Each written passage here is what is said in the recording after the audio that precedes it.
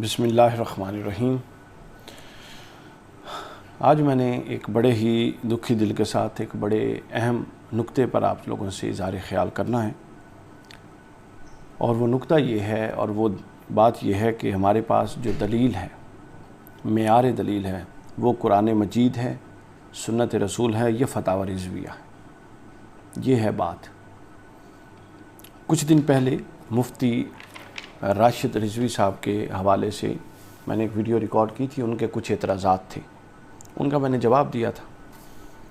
تو ان کے اعتراضات اگر آپ وہ ویڈیو دیکھ لیں تو بہتر ہوگا، نہیں تو میں مختصر عرض کر دیتا ہوں۔ انہوں نے فتاوی رضویہ کھول کے اس کی دو عبارات پڑھی، دو آیات وہاں سے پڑھی، اور ایک اوپر سے لائن عبارت کی پڑھی تھی، 1.5 لائن تقریباً،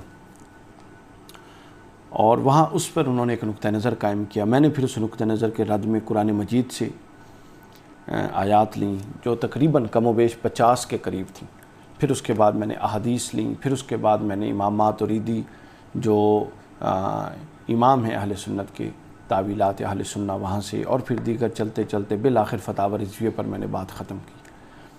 اس ویڈیو پر ایک اعتراض اس کے کومنٹ میں، اور بار بار مجھے میسیجز آ رہے ہیں تمام پیجز پہ، وہ اعتراض یہ آ رہے ہیں کہ کچھ لوگ مجھے یہ اعتراض کر رہے ہیں کہ بھائی آپ نے تو دلیل ہی نہیں دی، مفتی ارشد رضوی صاحب نے تو دلیل دی تھی فتاوی رضویہ کی، آپ اس کے مقابلے میں قرآن کی آیتیں پڑھتے رہے ہو، تو آپ کے پاس دلیل نہیں ہے۔ انا للہ و انا الیہ راجعون۔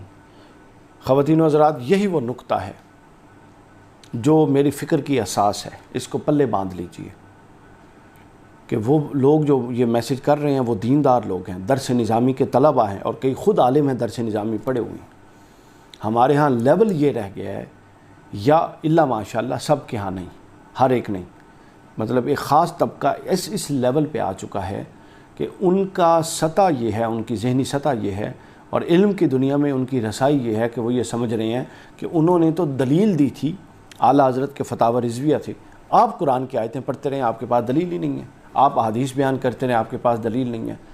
یہی وہ چیز ہے جو فرقہ پرستی مسلک بندی کی اساس ہے۔ یہاں پر لوگوں کا ذہن اتنا نیچے لے آئے ہیں اٹھا کے یہ لوگ کہ اب ان کو، اور یہ خود پلان کے ذریعے قرآن اور سنت ان سے نکالا گیا ہے، چونکہ مسلک کو، مذہب کو، اور پھر اپنے نقطہ نظر کو فروغ دینا مقصود تھا، اور اس کو پوری امت سے کاٹنا مقصود تھا، تنگ نظری تعصب مقصود تھا، روٹی کپڑا مکان کا چکر تھا، بیچنا تھا مذہب۔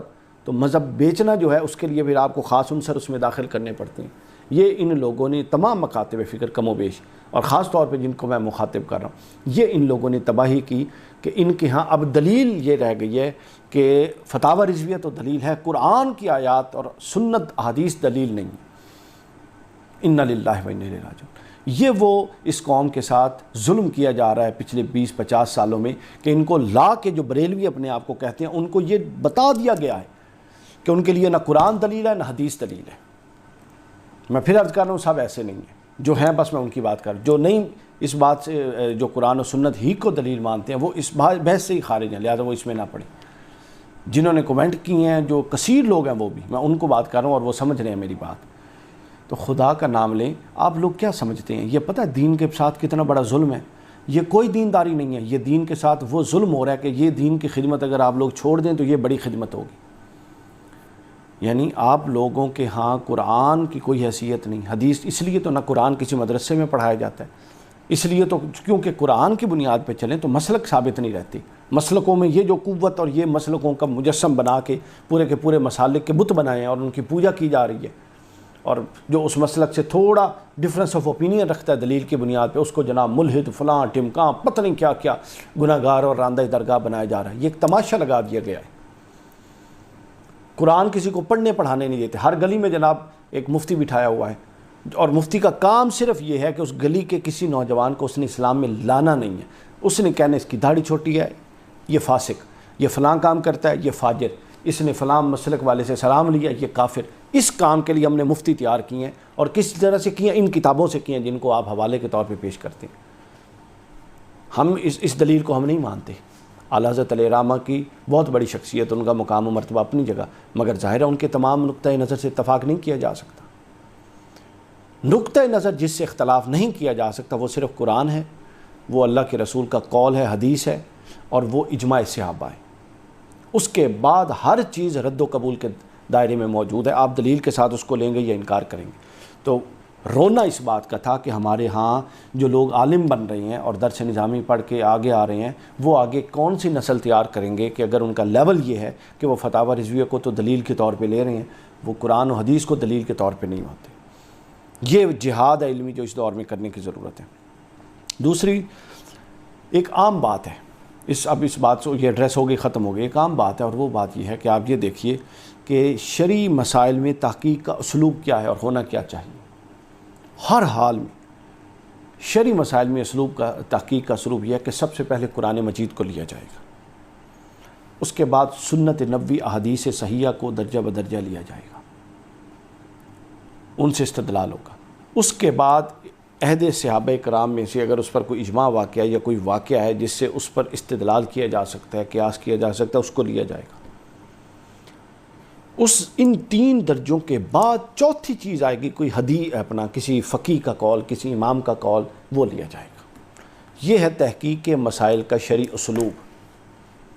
اور ہمارے ہاں تحقیق کے مسائل کا شرعی اسلوب یہ ہے کہ ہم نے اس پوری عمارت کو جو قرآن سے شروع ہو کے ائمہ اور محدثین تک آتی تھی، اٹھا کے مسلک کو بچانے کے لیے یوں الٹ دی ہے، اور سب سے اوپر ہم ائمہ محدثین کو لے آئے ہیں۔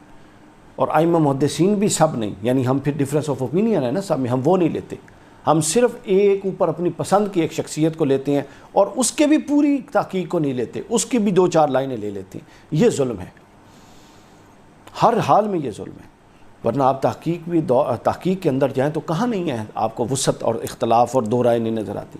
اب یہ قربانی کے دن ہے، آپ دیکھ لیجیے، امام اعظم ابو حنیفہ رضی اللہ تعالیٰ عنہ قربانی کے وجوب کے قائل ہیں، امام احمد بن حنبل، امام مالک، امام شافعی سنت کے قائل ہیں، اکثریت امت کی سنت کے قائل ہیں، خود صاحبین حضرت امام ابو یوسف اور حضرت امام محمد حسن بن شیبانی خود یہ دونوں سنت کے قائل ہیں، اس کے قائل نہیں ہیں وجوب کے، امام اعظم وجوب کے قائل ہیں۔ اب یہ اختلاف ہو گیا، اگر اللہ کا شکر ہے یہ لوگ پیچھے گزر گئے، اس دور میں ہوتے تو کوئی آتا اور فتاوی رضویہ کی ایک عبارت پڑھتا اور کہتا امام اعظم بھی فلاں ہیں، فلاں بھی فلاں ہیں، فلاں بھی فلاں ہیں۔ تو لہٰذا تحقیق کی دنیا میں اختلاف ہوتا ہے، 2 رائے ہوتی ہیں، جس 2 رائے کو رد کیا جائے گا وہ 2 رائے صرف وہ ہوگی جو قرآن کی نص، حدیث کی نص اور اجماع صحابہ، جس پر اجماع ہے، جس پر کوئی اختلاف نہیں، اس کو سلف یعنی جو فہم صحابہ ہے اس کو حجت مانا جائے گا۔ فہم سلف بھی نہیں، ورنہ ہم سے اوپر جتنے تھے وہ ہمارے لیے تو سلف صالحین ہیں سارے۔ تو فہم صحابہ کو، پھر اس کے اوپر قرآن حدیث، اور پھر اس کے اوپر قرآن، یہ ہے تحقیق کے مسائل کا شرعی اسلوب۔ میں نے ایک دفعہ داڑھی والی ویڈیو ریکارڈ کی تھی جس پر بہت تماشے لگے، میں دوبارہ وہ بات کرنے لگا ہوں کہ یونیورسٹی میں پڑھا رہا تھا، تو پہلے میں نے بتا دیا تھا حضرت صاحب بندوں وہ نام کچھ مدارس کے، اس پر بھی لوگ ناراض ہوئے، میں نہیں بتاتا۔ میرے پاس ایم فل کے اسٹوڈنٹس تھے، بڑی بڑی جامعات کے، ٹھیک ہے، آپ یقین کیجئے ایک اسائنمنٹ ان کو لکھنی نہیں آتی تھی۔ ریسرچ میتھڈولوجی کا تو یہ حال ہے، تحقیق تو صفر ہے مدارس میں، صفر، تحقیق کا ذوق کی پروان نہیں چڑھایا جاتا، ایک اسائنمنٹ وہ لکھنے کے قابل نہیں تھے۔ اس میں ان کا نہیں قصور، وہ تو سارے نیک سالے لوگ تھے، پڑھنے والے، یعنی آپ کا ڈسپلن ہی ایسا ہے، تعلیمی ڈسپلن جو اس طرف لے ہی نہیں جاتا۔ کیوں نہیں لے جاتا؟ چونکہ یہ پوری مغرب نے انویسٹمنٹ کی اور ہمارے سادہ لوگ اس میں آ گئے، اور اب ہم نے اپنے مدارس میں جہاں سے علماء کرام جنہوں نے قرآن و سنت کا ابلاغ کرنا تھا، ان کو ایک خاص مائنڈ سیٹ دے کے، تنگ نظر بنا کے، اور ایک فرقہ اور ایک مسلک کا نمائندہ بنا کے پیش کیا جا رہا ہے۔ یہ کیوں نہیں قرآن و سنت کے نمائندے بن کے فیلڈ میں نکلتے؟ کون ہے قرآن کا منکر ہے؟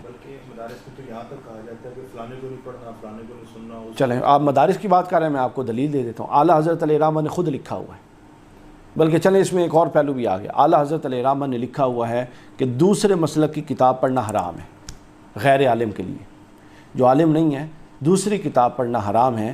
اس کا ان کے پیش نظر جو حکمت تھی وہ یہ تھی کہ وہ اگر پڑھے گا تو ممکن ہے وہ ڈی ٹریک ہو جائے، یہ حکمت اپنی جگہ۔ لیکن میں یہ چاہتا ہوں، میں یہ سمجھتا ہوں کہ اگر آپ اپنے بندے کو، اگر آپ سمجھتے ہیں کہ صحیح ہے، تو اس کو دلائل کے ساتھ اتنا مزین کیوں نہیں کرتے قرآن و سنت کے ساتھ؟ وہ ایک نہیں 50 غیر مسلکوں کی کتاب پڑھتا رہے، وہ ان کو بلکہ قائل کرے بجائے اس کے کہ ان کا قائل ہو جائے۔ اس کا مطلب یہ کہ ہمارے ہاں کوئی کمزوری ہے کہ وہ کتاب پڑھے گا تو ادھر سلپ ہو جائے گا۔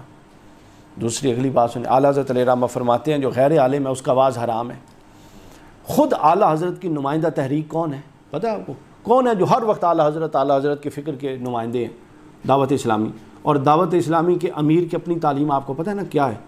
یہ خود وہ ان پر سب سے پہلے تو فتویٰ لگتا ہے. اعلیٰ حضرت فرماتے ہیں جو غیر عالم ہے وہ اس کا واعظ کرنا بھی حرام سننا بھی حرام. اعلیٰ حضرت فرماتے ہیں. تو میں تو کچھ نہیں کہہ رہا. اس روشنی میں آپ بتائیے کہ پھر جو حضرت صاحب فرماتے ہیں الیاس قادری صاحب دامت برکاتہم، اور پھر مدنی چینل پہ جو چل رہا ہے وہ حلال ہے یا حرام، اعلیٰ حضرت کے فتوے کی روشنی میں خود دیکھ لیں، لگ پتہ جائے. پھر اعلیٰ حضرت کو ماننا تو پورا مانیں، سمجھائیے نا. اعلیٰ حضرت کا تو کیٹیگوریکل فتوی ہے، اس کا سننا بھی حرام، اس کا کرنا بھی حرام. اب یہ کہیں گے مجھ پہ، بھائی میں تو پھر بھی پی ایچ ڈی کی ہوئی ہے، میں اس کے علاوہ گولڈ میڈلسٹ ہوں تمام معاملات میں، اس کے علاوہ جامع رحمت میں پڑھتا رہا ہوں، میری تو مکمل ایم کام فائنینس ہوں، میری تو عصری تعلیم بھی مکمل ہے، دینی تعلیم بھی مکمل ہے. اور حضرت الیاس قادری صاحب خود فرماتے ہیں کہ انہوں نے ایک دن نہ درس نظامی پڑھا، نہ ایک دن سکول پڑھا، نہ کالج پڑھا، نہ یونیورسٹی پڑھی، بلکہ وہ اپنے مشاغل بھی فرماتے ہیں کہ میں اس سے پہلے کبھی وہ کاروبار چھوٹا موٹا کرتا تھا، تو عطر بیچنا اور دیگر اپنا وہ اس میں وہ جو ہوتا ہے آلو چھولے وغیرہ اور اس نوعیت کے کام کرتا تھا. تو وہ تو ٹھیک ہے، رزق حلال کوئی بھی کسی بھی کام سے کر سکے، لیکن اعلیٰ حضرت کے فتوے کو اب آپ کہاں لے کر جائیں گے؟ تو لہٰذا ہاتھ ہولا رکھیں. تو یہ فرقہ اب نہیں چلے گا. اب تو بھائی قرآن چلے گا، حدیث چلے گی. اگر قرآن و حدیث یہی باتیں آپ قرآن و حدیث سے کریں، ڈیفرنس آف اوپینین ہو، ہم بالکل عزت احترام بھی کریں گے، خاموش بھی ہو جائیں گے. نہیں تو یہ چورن اب نہیں بک سکتا. ادھر آپ لوگوں کو اعلیٰ حضرت کا دکھائیں فرقہ پرستی کے لیے، اور اعلیٰ حضرت کا فتویٰ ہے کہ غیر عالم کا واعظ کرنا حرام، اس کا سننا بھی حرام، اور آپ خود سارا دن پھر معاذ اللہ حرام کرنے اور سننے میں رہتے ہیں. ایسا نہیں ہے، میں نہیں کہہ رہا. ہم اس فتوے کی اس روح کو نہیں مانتے کہ ایک بندہ اگر صالح آدمی ہے، وہ سادہ تبلیغ کی بات کرتا ہے، اصلاح کی بات کرتا ہے، تو بالکل حرام نہیں ہے.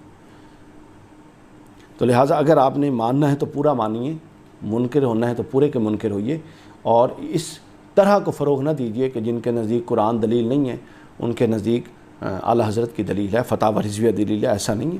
سب سے پہلی دلیل میں نے ترتیب بتا دی، قرآن ہے، پھر سنت ہے، پھر اجماع صحابہ ہے، اس کے بعد پھر فقہاء ائمہ محدثین جس کو مرضی لے کر آئیں، قیاس اجتہاد مستحسن مصالح مرسلہ، پھر تمام مکاتب تمام مذاہب فقہ جو ہیں ان کی اپنی اپنی اصطلاحات ہیں، وہاں جو مرضی لے کر آئیں آپ.